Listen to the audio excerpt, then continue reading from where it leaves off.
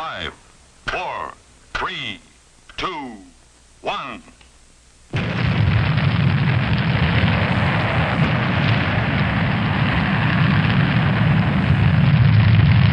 We knew that all of us sitting around that table could be sitting there in our last day on Earth if we didn't solve this problem very, very quickly. So the pressure was on me. Was there a real thread of that fear running through the administration that perhaps a coup could take place in the United States? There had been at that same time period a very good movie. It was no joke when the Joint Chiefs, before that first week was over, demanded a session with Kennedy. Curtis LeMay, a man who believed in nuclear war, and he said that he lectured Kennedy. Did Kennedy trust the CIA? Not after the Bay of Pigs. Everything the CIA had told Kennedy, that victory was sure, that no one would know, that the United States was involved, all that turned out to be completely false.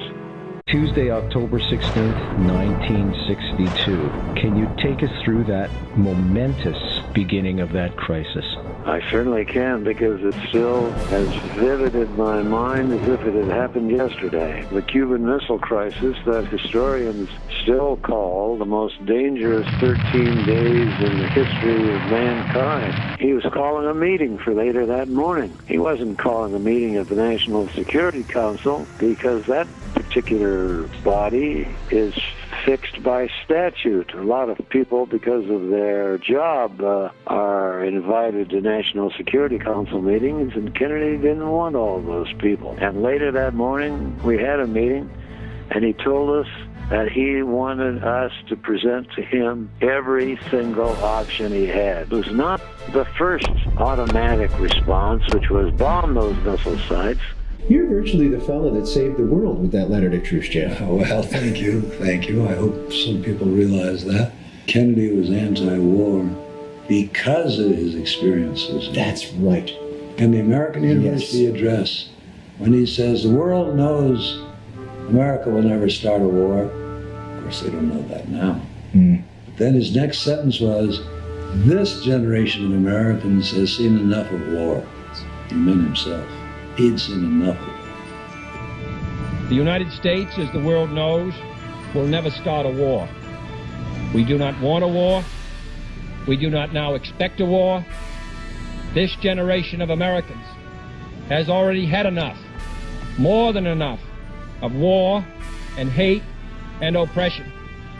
We must labor on, not towards a strategy of annihilation, but towards a strategy of peace. Tumultuous times you've gone through, your whole life has been one of bringing peace to the world. It's I can't describe it any other way. The idealism that I guess brought you and Mr. Kennedy together. I think that was probably what he saw in you, and what you saw in him was that spark of idealism. I think you are absolutely right there. And not too many have discerned to that. Can I touch on his death, sir? The worst day of my life. You find it hard to believe now that perhaps some of Kennedy's enemies were not behind the assassination. Considering the number of enemies that he had in the military and intelligence circles in the United States, they had reasons to get rid of him. They had opportunities.